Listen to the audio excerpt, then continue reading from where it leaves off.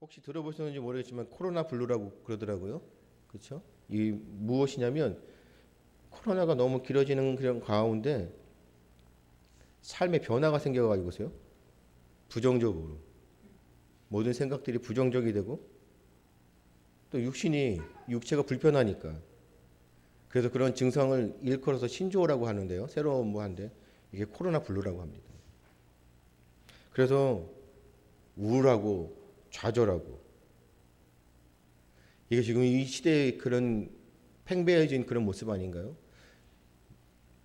뉴스라든지 이런 걸 보면 정말 잔혹하게 사람들이 너무 많이 잔혹해진 것 같아요. 그 다 우울해지는 그런 상황들 아닌가요? 좌절해지고. 여러분 이러한 모습들 코로나 블루, 우울감 또 이런 불안, 좌절감이 내 마음의 상태가 약한 사람들인가요? 마음이 약한 사람들에게만 그게 나타나는 걸까요? 누구에게나 찾아올 수 있다는 것이에요. 뭐 마음이 약하고 마음이 강하고의 차이가 아니라 누구나 찾아올 수 있다는 것이에요. 이게 전문가들이 그렇게 이야기를 한답니다. 근데 이 모습은요, 비단 우리가 말씀을 지금 듣고 있고 하나님께서 말씀하시며 귀를 기울이지만 믿는 우리에게도 똑같이 나타난다는 것이에요. 예외가 없다는 것입니다. 여러분, 우리가 성경의 말씀을 너무나 잘 아니까 다윗 골리앗을 무찔렀습니다. 아시죠? 아주 용맹합니다.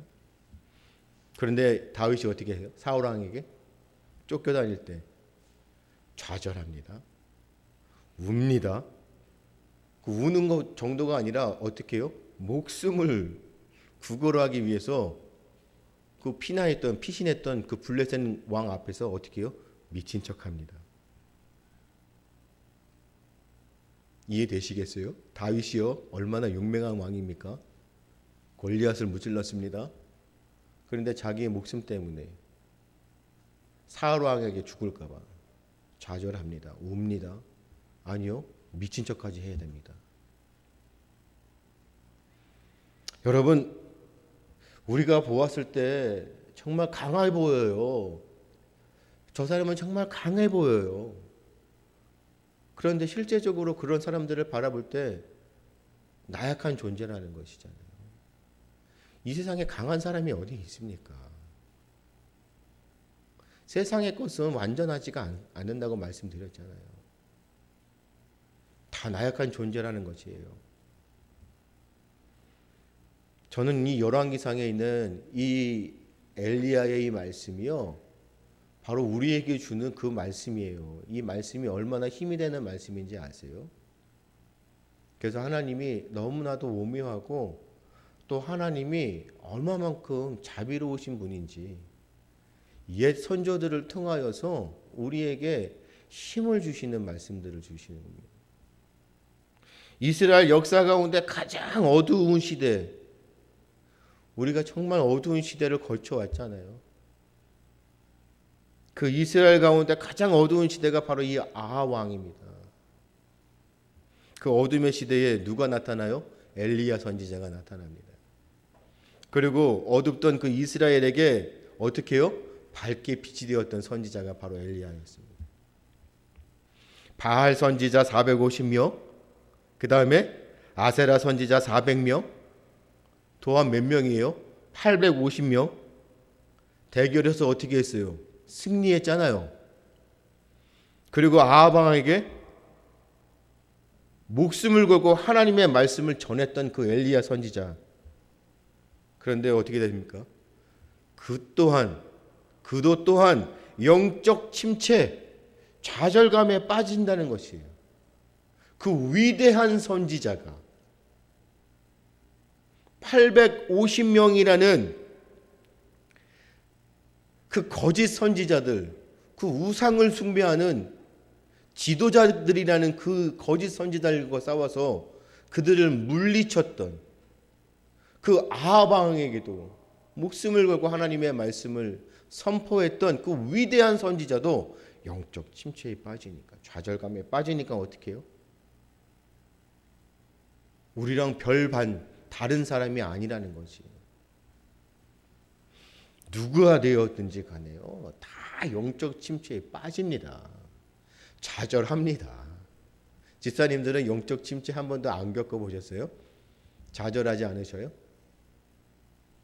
저 또한 마찬가지입니다. 그래서 제가 우리가 예배를 드리기 전에 준비 찬양으로 부르는 그 찬양들, 정말로 제가 요즘에 고민하는 것들이요, 계속적으로 고민하지만 여호와로 인하여 내가 정말 기뻐하는지, 내 손에 주어진 것이 없고 내가 가진 것이 없다 할지라도 내 상황과 형편이 그냥 세상 사람들이 부러워하지 아니요, 세상의 사람들조차도 안타까워하는 그 상황 가운데 있을지라도 나는 여호와 하나님 한 분만으로 인하여 기뻐하고 즐거워하고 있는지, 이것이 믿음이에요. 이것이 확신입니다. 왜요? 구원의 확신이 있기 때문에 나는 여호와 하나님 한 분으로 인하여 기뻐하고 즐거워합니다. 아무 것이 없어도. 정말 이러한 믿음이 있으셔요? 우리가 구원받은 자로 구원을 굉장히 쉽게 생각합니다. 여러분, 한 번 받은 구원은 영원한 것인가요? 우리는 누구나 우리의 입술로 예수님을 주로 시인하고 하나님을 아버지로 내가 섬기고 있으면 다 구원받은 자녀인가요? 내가 교회에 나와서 신앙생활하면 다 교인이면 다 구원받았습니까? 여러분, 우리는 이 말씀에 심각하게 고민해 보셔야 돼요. 내가 정말로 구원받은 자로 구원의 확신이 있으면 나는 내 상황, 환경, 이것이 아무 나에게 어떠한 장애도 되지 않습니다. 왜요? 나는 여호와로 인하여 즐거워하기 때문에, 나는 구원의 하나님으로 인하여 기뻐하기 때문에 소망이 있습니다. 정말로 그러한 자들만이 구원받은 자로 살아갈 수 있고 구원받는 것이에요. 여러분, 영적 침체, 좌절감에 빠지는 엘리야를 보세요.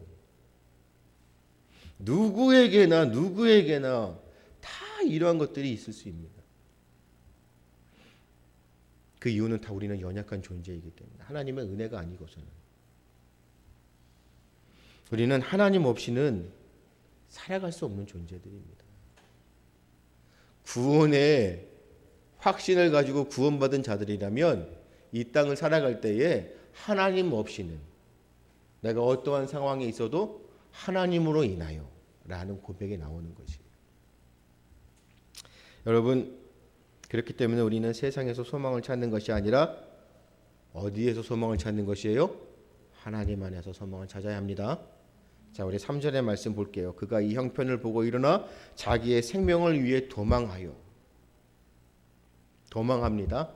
그 이유는요, 자신의 생명을 지키기 위해서. 엘리야는 바알과 아세라 선지자 850명 대결해서 승리하면 어떻게 된다고요? 모든 문제가 해결될 줄 알았습니다. 그런데 850명의 그 거짓 선지자들을 다 죽였지만 문제는 해결되지 않았습니다.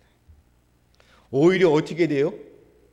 그 악한 이세벨에게 넌 반드시 죽는다는 경고를 듣습니다. 이해되십니까? 하나님의 능력을 힘입어 거짓 선지자들을 다 무찔렀고 그들에게 승리를 얻었는데, 그러면 엘리야의 그런 마음처럼 우리도 똑같은 생각 아니세요? 그러면 모든 문제가 해결이 되고 이제는 이스라엘이, 유다가 이제는 정말로 하나님 보시기에 완전한 나라가 될 것 같은데, 그 상황으로 인하여 도리어 엘리야가 죽게 되었습니다. 대본에 느끼는 그 감정이 뭡니까? 침체가 오기 시작하는 거죠. 좌절감. 나는 하나님의 일을 했는데. 우리 집사님들, 저와 같이 목숨 거시고 교회를 세워 가시자고요. 그 교회를 세워가는 가운데 우리 집사님들 가운데 영적 침체, 좌절감, 고난, 시험들 많이 올 겁니다. 그러면 우리는 엘리야와 똑같이 좌절하고 침체해서 그냥 넘어져야 되는 것인가요?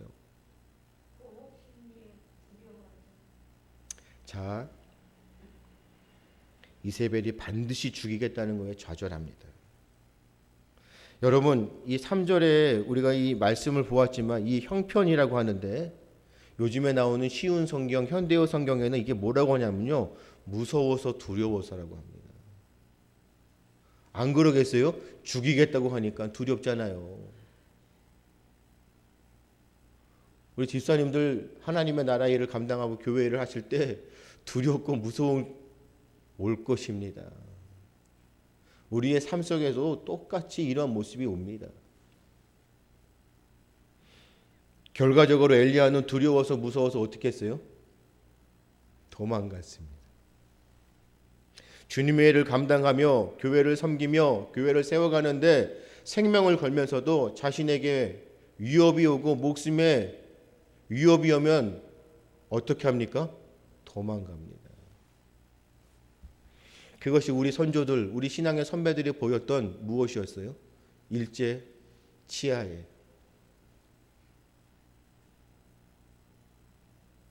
그래서 우리는 그분들을 보고 엘리야를 보고 느낍니다. 아무리 위대하다 할지라도 누구나 다 침체가 오고 좌절감 때문에 실패하는구나. 엘리야 도망갑니다. 하나님의 선지자였습니다. 하나님의 능력으로 목도합니다. 두 눈으로 보았다는 것이에요. 확인했다는 것이에요. 몸으로 직접 체험했습니다. 엘리야만큼 하나님의 능력을 직접 눈으로 체험하는 그런 선지자가 없었습니다. 그런데 고난과 어려움, 바로 좌절하고 마음을 빼앗겨 버립니다.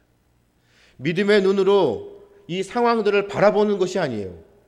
그렇죠? 우리가 믿음의 눈을 들어 주님을 바라보며 상황을 바라보아야 되는데 지금 엘리야는 믿음의 눈으로 상황을 바라보는 것이 아니라 세상의 눈으로 바라보고 있는 것입니다. 자신에게 처해져 있는 그 세상의 그 상황들을 바라보고 있는 것이에요. 믿음으로 하나님의 능력을 행하였던 선지자가 도리어 마음을 빼앗기니 세상의 눈이 되어버렸습니다. 두렵습니다. 무섭습니다. 도망갑니다. 우리도 똑같습니다. 우리가요, 하나님이 주시는 그 지정의 가운데 우리가 감정적으로, 우리가 정서가 있잖아요. 그래서 무엇인가 내가 감동을 받으면 내 마음이 막 힘이 나는 것 같아요. 그래서 뭐든지 하나님을 위해 다 할 수 있을 것 같아요. 그런데 고난이 오면 바로 우리는 마음을 빼앗겨 버립니다. 왜요? 우리는 연약하기 때문에. 그래서 믿음의 눈으로 바라보는 것이 아니라 대번에 우리의 모습은 세상의 눈으로 바라보기 시작합니다. 그런데 우리가 자주 보았던, 또 제가 많이 좋아하는 인물이잖아요. 구약의 요셉을 보세요. 요셉이 애굽의 총리가 되어 가뭄이 들었잖아요. 그래서 애굽으로 곡식을 구하러 온 형들을 다시 만났어요. 아시죠? 그럴 때 요셉이 그 형들에게 어떻게 말합니까? 창세기 45장 7절에 이렇게 말하죠. 하나님이 큰 구원으로 당신들의 생명을 보존하고 당신들의 후손을 세상에 두시려고 나를 당신들보다 먼저 보내셨나니. 이것이 믿음의 눈으로 상황을 바라보는 하나님의 사람의, 형들이 나를 판 것은요, 우리 가족을 어떻게 하여? 구원하시려는 하나님의 뜻이었다는 것이었습니다. 믿음의 눈으로 세상을 바라보며 하나님의 그런 섭리와 다스리심을 인정하고 하나님의 백성으로 그리스도인으로 살아간다면 모든 상황 가운데 임하시는 하나님의 뜻을 발견한다는 것. 이것이 믿음입니다. 요셉은 육신이 아닌 하나님의 눈으로 보았다는 것이에요. 믿음의 눈으로 고난과 어려움을 바라본다면 좌절과 낙심하는 것이 아니라 어떻게 해요? 도리어 감사하는 거지.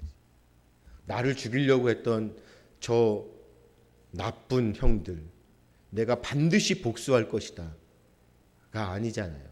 모든 상황 가운데 믿음으로 바라보니 이 모든 것이 다 이루어진 것은 하나님의 뜻이었구나. 그의 입술에서는 무엇이 나와요? 원망 저주가 아닌 감사가 나옵니다. 그래서 우리는 하나님 앞에 감사합니다. 우리 집사님 감사하시잖아요. 우리 정집사님도 감사하시죠?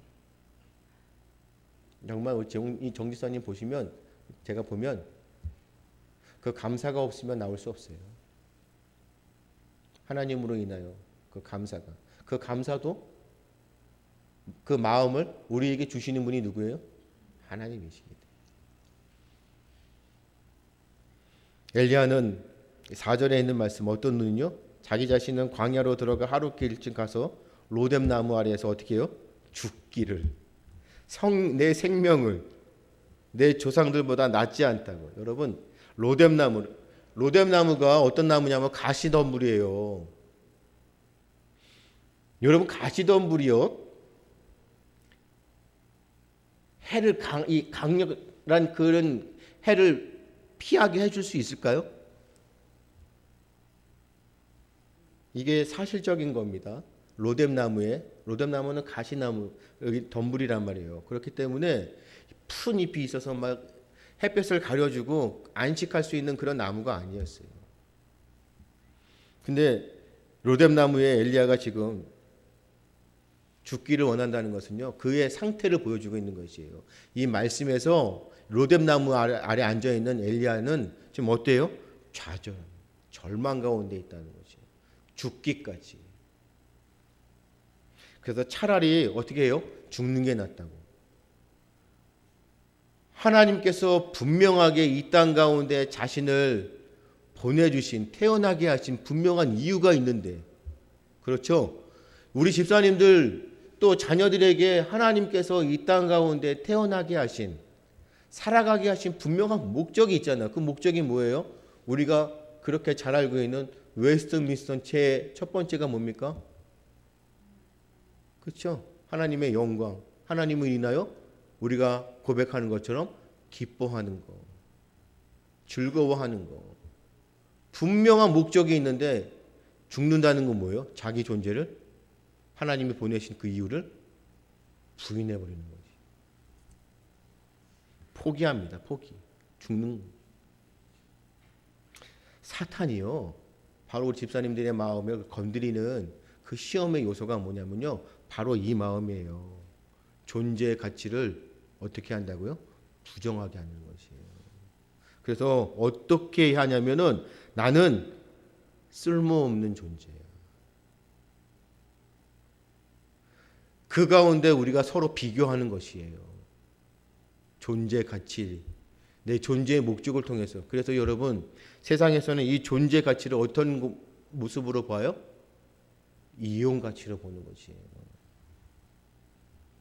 저 사람이 존재하는 이유를, 우리 회사에 존재하는 이유, 그 이유가 저 사람을 어떻게 통해서 내가 이득, 무엇인가를 취할 수 있을까? 세상은 사람의 존재 가치를 평가하는 것보다 그 사람을 이용하려는 가치를 쓴다는 것이에요. 그런데 이 이용 가치가, 세상의 가치가 교회 안에 들어와 있다는 거죠. 그래서 서로 평가합니다. 교회에서도 목회하시는 목사님들, 직분자들이나 우리 성도들을 바라볼 때 저 사람을 어떻게 이용할까? 여기에 관심이 있다는 것이. 이게 이 교회가 변질되어서 지금 한국 교회의 모습이 이렇게 되어 있다는 것이에요. 세상의 교회도 마찬가지입니다. 하나님이 정말로 하나님의 형상으로 빚어주신 그 한 사람 한 사람의 그 존재, 그 영혼을 바라보아야 하는데, 그렇죠? 그 존재의 가치를. 하지만 교회도 똑같이 그 사람을 이용하려고 합니다. 그래서 교회에 누가 오면 좋아요? 돈 많은 사람 오면 좋아하고, 뭔가 권력 있는 사람 오면 좋아하고. 누구예요? 법률가들 좋잖아요. 문제 있으면. 검사, 판사, 변호사 너무 좋잖아요. 다 어디에 초점이 있다고요? 이용가치요. 어떻게 이용할 수 있을까? 그런데 만약에 이 이용 가치가 사라져 버리면 어떻게 해요? 세상은 버려버립니다. 교회도 똑같이 이용 가치가 없으면 버려버립니다. 우리 회개합니다. 정말 하나님 앞에 우리 철저하게 회개합니다. 하나님, 정말 우리가 어떤 사람들을 평가할 때 이용하는 것이 아니라 그 존재의 목적을 바라보고 그 영혼을 바라보고 정말로 그 가치를 인정하며 그것이 바로 섬김입니다. 그것이 참 좋은 교회가 되어야 되는 것이. 어느 누구를 막론하고 하나님의 백성이라면 다 존중하는 것입니다. 왜요? 존재의 가치 때문에. 하지만 마귀는 이것을 건드린다는 것이에요. 이용 가치로. 그래서 쓸모가 없어지면 버려지니까. 버려지면 어떻게 해요? 좌절하고 낙심하고 실패하며. 이게 바로 영적 침체입니다. 지금 엘리야는 자신의 존재적인 것들을 바라보는 것이 이용적입니다. 나는 하나님의 능력으로 인해서 하나님의 일을 감당했는데 이제는 이용 가치가 없기 때문에 나는 죽는구나. 실패하는 것이. 여러분, 분명하게 기억하십시오. 하나님은 우리를요 이용하시려고 우리를 이 땅 보내신 것이 아니에요. 그렇죠? 우리가 어떤 이용 가치가 있어서 하나님을 우리를 사용하시나요? 부족하고 연약해도 내가 자격 없어도 하나님은 우리를 어떻게 해요? 존귀하게 여기신다. 할렐루야! 이것이 은혜입니다. 무엇을 은혜를 구합니까? 도대체 무엇을 더 많이 요구합니까? 왜 세상에 하나님의 자녀들이 왜 그토록 기복적으로 자꾸 무엇인가를 원하며 은혜를 구합니까? 자격 없어도 부족하고 연약해도 하나님은 우리를 이용하는 것이 아니라 우리 존재를 그 가치를 존귀하게 여기신다는 것이에요. 내가 사랑받을 만해서 사랑받습니까? 내가 구원받을 만해서 구원받습니까? 하나님은 우리가 아무 자격이 없어도 우리를 어떻게 해요? 사랑하셨는데 그것도 어떻게? 먼저 사랑하신 거잖아요. 하나님이 우리를 찾아와 주신 것이 우리가 찾아간 것이 아니에요. 하나님 나 구원해 주세요. 이것이 아니잖아요. 우리를 구원하시고자 예수 그리스도께서 이 땅에 오신 거잖아요. 우리가 사순절을 보내는 그 이유가 뭡니까? 예수님을 닮아가기 위한. 내가 먼저 사랑하는 것이 사랑을 구하는 것이 아니라는 것이에요.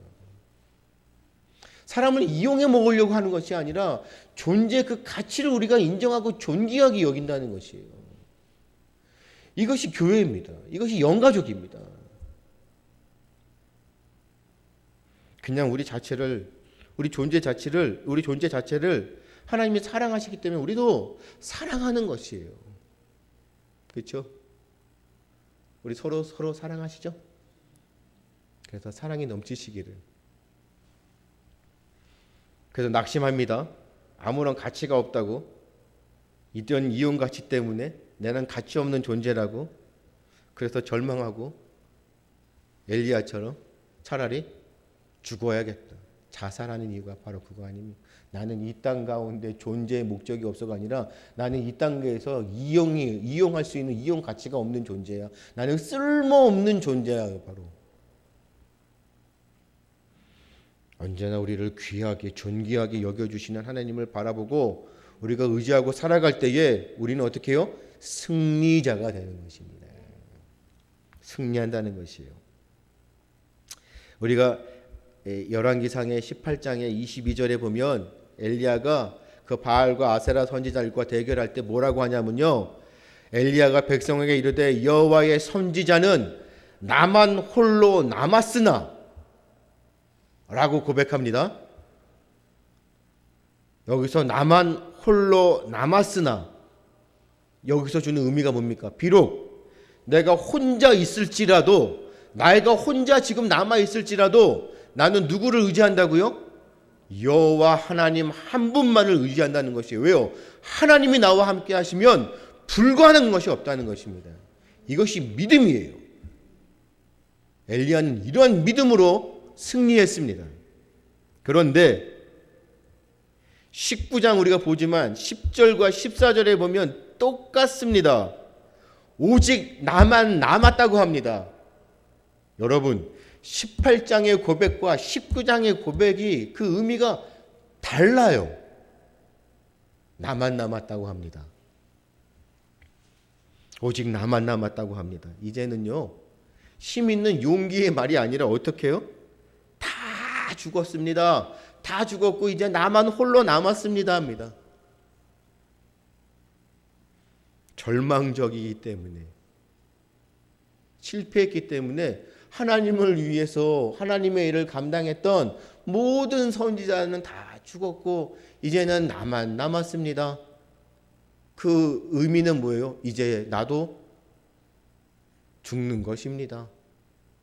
18장에 나만 홀로 남았으니 하나님의 일을 감당했던 선지자들, 주님의 선지자들은 다 죽었지만 그래도 저는 혼자 남았습니다. 이 상황 가운데 저는 하나님이 나와 함께 하심으로 이 상황을 이겨낼 수 있습니다. 나는 여호와 하나님 한 분만으로 인하여 소망이 넘칩니다. 용기 있었던 엘리야는 어느 순간 세상의 눈으로 세상을 바라볼 때 실패해서 나만 홀로 남았습니다. 그래서 절망감에 다 포기해서 하나님 찾아오셔서 하나님께 나아가서 고백하는 그 가운데 하나님께서 엘리야를 혼내십니까? 이것이 하나님의 사랑입니다. 위로하시잖아요. 여러분들도 그렇게 되셔야 돼요. 나만 홀로 남았습니다. 우리 집사님들 저 보세요. 주님의 일을 감당하시면서 분명히 우리 집사님 그럴 거예요. 나만 홀로 남았습니다. 그럼에도 하나님 저와 함께 하니까 저는 무엇이든지 할 수 있습니다. 주님 나에게 맡겨주신 일을 하겠습니다. 해냅니다. 성취물이 있습니다. 나는 이용 가치가 있는 사람 같아요. 근데 어느 순간 그렇게 능력 있어 보이는 내가, 하나님의 일을 감당했던 내가 시험에 와서 좌절합니다. 실패합니다. 그럴 때 우리는 뭐라고 고백합니까? 엘리야와 같이 나만 남았네요. 하나님의 일을 감당하며 교회 일을 한다고 하는 사람들 중에 다른 사람들은 다 하고 저만 남았습니다. 이런 고백이 나올 거예요. 다른 사람들이 정말로 그리스도인이라고 하지만 다른 사람들이 주님의 일, 교회 일을 등한시하고 안 할 때, 그 사람들 하지 못한다고 할 때, 부정적으로 할 때, 안 된다고 할 때 나는 어떻게 해요? 할 수 있습니다. 왜요? 하나님이 우리와 함께 하시니까. 우리 합시다 했던 사람들, 바로 여러분들이 어느 순간 시험이 오고 좌절하고 실패하면 어떻게 해요? 그러네요. 나만 남았네요. 부정적이 되어버립니다. 하지 말걸.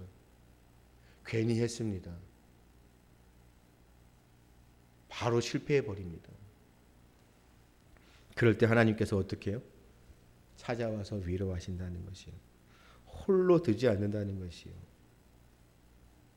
포기하게 만들어버리지 않으신다. 그래서 우리는 절망의 자리, 고통의 자리까지 내려가셔야 돼요. 그래서 여러분들을 위해서 제가 축복하는 것이 뭐예요? 하나님, 우리 집사님들, 정말로 하나님이 사랑하시는 그 자녀들, 주님의 제자들에게 고난, 시험 주십시오. 절망의 자리까지 내려가게 하십시오. 발버둥치게 하십시오. 엘리야와 같은 고백이 나와야 됩니다. 이제 나만 남았습니다. 이제 어떻게 합니까? 괜히 주님의 일 감당한다고 했습니다. 저는 이용 가치가 없는 존재입니다. 이 고백이 나오게 해달라고, 이렇게 부르짖게 해달라고, 그러면 하나님 그 가운데 말씀하십니다. 위로하십니다. 홀로 두지 포기하지 않게 하십니다. 도리어 찾아오셔서 양식을 힘을 얻게 하십니다. 이것이 하나님의 사랑입니다.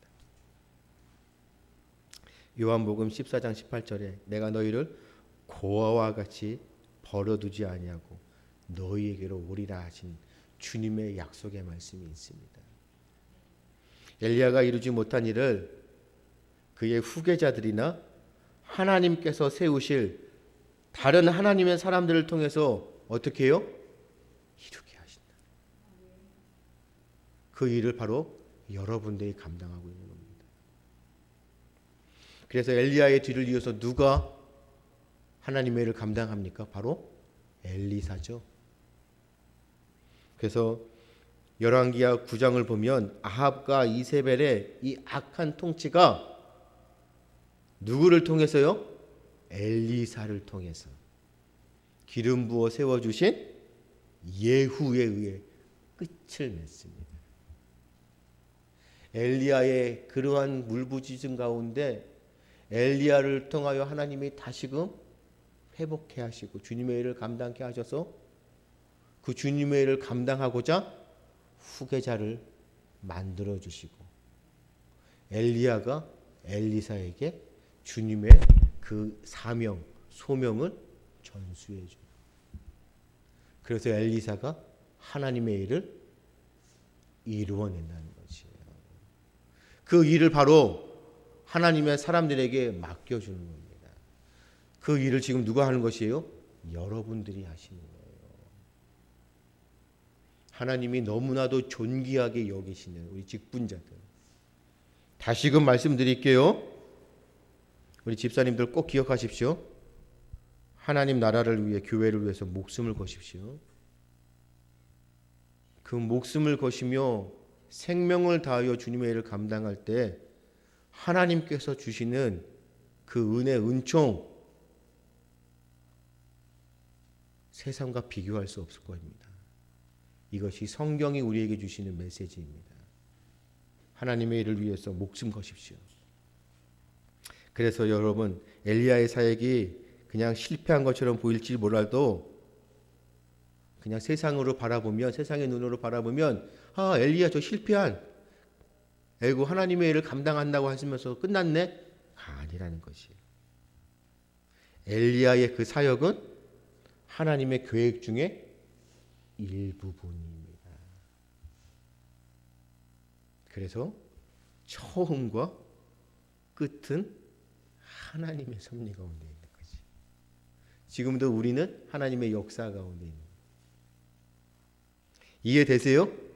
그래서 우리 참좋은 교회도 지금 하나님의 계획의 일부분입니다. 하나님 나라를 위해서. 그래서 우리는 어떻게 해야 됩니까? 실패, 좌절? 아니죠. 열매가 없어도 지금 우리의 상황 그렇죠? 무화과 나무 잎이 없습니다. 외양간에 송아지도 없습니다.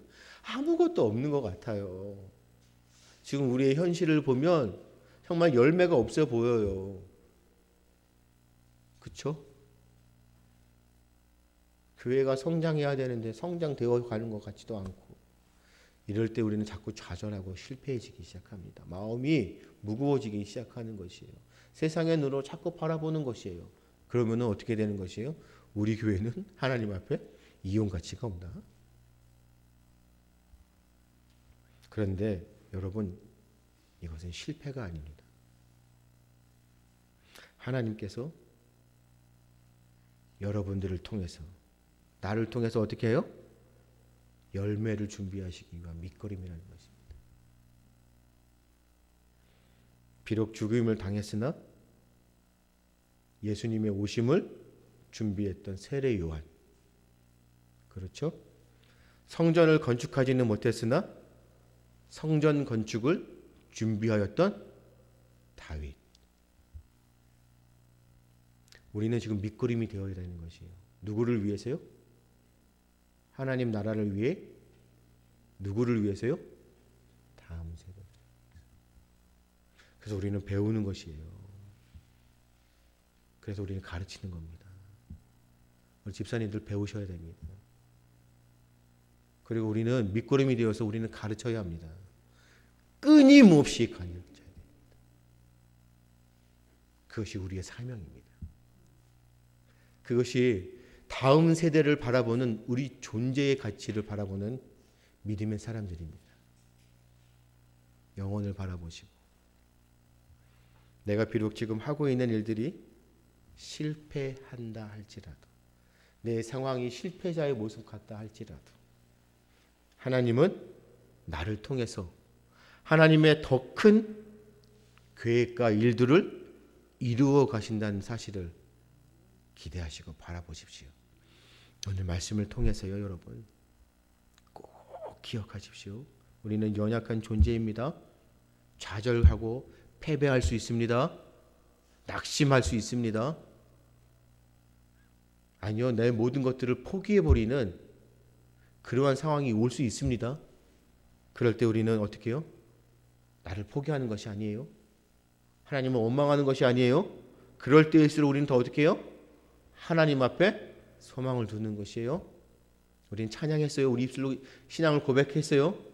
아무것이 없더라도 나는 여호와 하나님 한 분만으로 인하여 기뻐하고 즐거워하는 소망을 두는 것입니다. 하나님은 절대로 우리를 어떻게 해요? 내버려 두지 않으십니다. 지금도 우리를 바라보시고 우리 가운데 뭐하고 계십니까?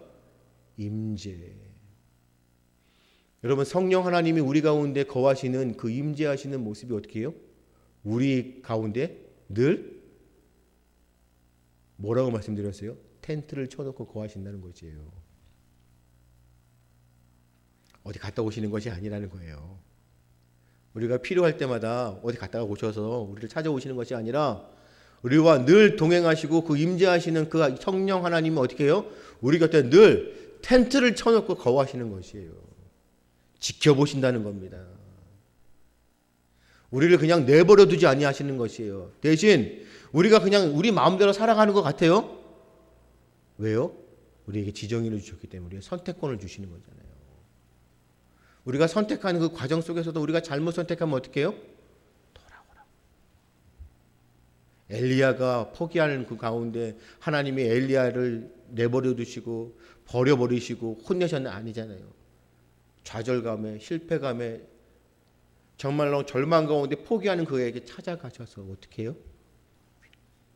일어나라. 내가 너와 함께 한다는 것이잖아요. 일어나라. 먹이시잖아요. 그래서 어떻게 해요? 40주, 40년 가게 하시잖아요. 우리를 통해 하나님의 크신 그 뜻을 계속 이루어 가십니다. 그래서 믿음으로 세상에서 승리하기를 오늘도 하나님께서는 우리에게 요구하시고 기대하신다는 겁니다. 할렐루야! 이런 믿음으로 우리 집사님들 오늘 돌아가셔서 말씀을 많이 묵상해 보시고 꼭 기억하십시오. 그래서 우리가 사순절 기간이라고만 해서 우리가 주님을 닮아가는 것이 아니라 우리의 삶 전체가 하루하루의 모든 인생들 시, 분, 초 정말로 모든 것이 하나님의 섭리 가운데 있기 때문에 그렇죠? 그래서 여러분들 다시금 결단하셔서 우리 참좋은 교회 하나님이 세우신 교회 가운데 우리 집사님들 직분자 생명을 거시고 항상 우리 집사님들이 저에게 기도하시고 응원하시지만 뭐 하셔야 돼요? 질책도 하시고 권면도 하셔야 되는 것이에요. 그렇죠? 그래서 우리가 함께 합력하는 것이에요. 집사님들 내가 지금 우리 교회 가운데 있을지라도 소망을 가지십시오. 하나님이 우리 교회를 내버려 두지 않으십니다. 그러기 위해서 먼저 우리 집사님들 우리 직분자들 지금 배우게 하시는 것이에요. 배워야 가르칩니다. 배우지 않고 가르칠 수 없어요. 그래서 우리 집사님들이 경험케 하시는 겁니다. 엘리야와 같은 모습으로 세상 가운데 실패도 해보고 낙심도 해보고 고난도 오고 그 가운데 하나님이 함께 하시면 내가 아무 것이 없더라도 내 상황이라도 나는 여호와 하나님 한 분만으로 인하여 기뻐하고 즐거워하고 나는 여호와로 인하여 소망이 넘치는 자구나. 그래서 하나님이 나와 함께 하시면 나는 두렵지 않습니다. 하나님이 나와 함께 하시면 어떻게 해요? 할 수 있습니다. 하나님이 나와 함께 하시면 어떻게 해요? 세상에 불가능한 것은 없습니다.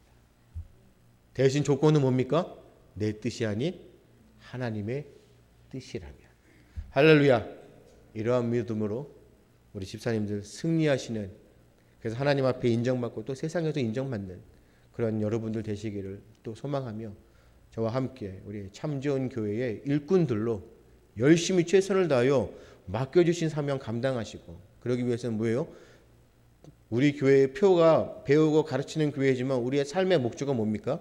말씀과 기도의 능력을 경험하는 것이에요. 그렇기 때문에 여러분들 기도하시고 말씀 보셔야 돼요. 아셨죠? 저것만 보고 그냥 그렇게 말로만 하는 것이 아니에요. 말씀과 기도의 능력이 여러분들의 삶에 경험되어져야 되는 것이에요. 그것을 배워가는 것이에요.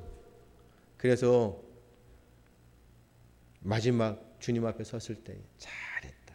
정말 잘했다. 정말 내가 너를 너무나 사랑한다. 그렇게 칭찬받는 그런 하나님의 자녀들, 그리스도의 제자들 되시기를 주님의 이름으로 축복합니다. 기도하겠습니다. 아버지 하나님, 오늘도 우리에게 위로하여 주셔서 감사합니다. 정말 우리가 실패하고 또 좌절하고 낙심하고 내가 상황과 환경을 볼 때에 한숨 짓고, 아니요, 정말 내 자신을 포기하고 싶을 때 나는 이 상황에서 어떻게 해야 되는 것인가?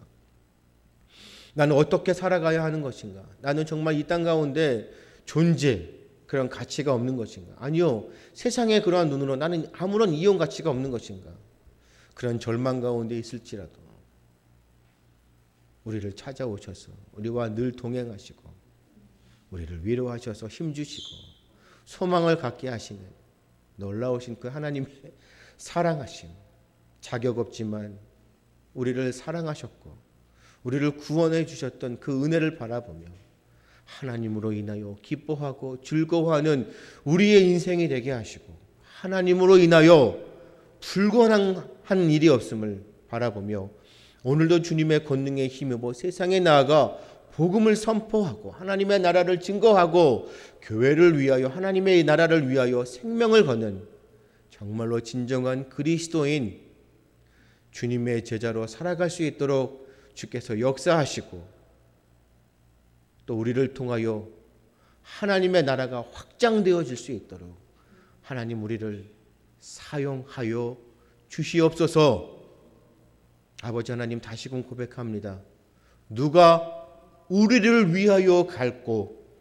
라고 말씀하실 때에 주님, 제가 여기 있습니다 고백하는 우리의 신앙이 되어질 수 있도록 주님 붙드시고 인도하여 주옵소서. 그래야 할 때 우리 집사님들 또 한 주간도 승리자의 삶으로 행복하고 기쁨이 넘치는 삶이 되어질 수 있도록 주께서 축복하시고 은혜의 은혜를 더하여 주옵소서. 감사하며 예수님의 이름으로 기도드리옵나이다.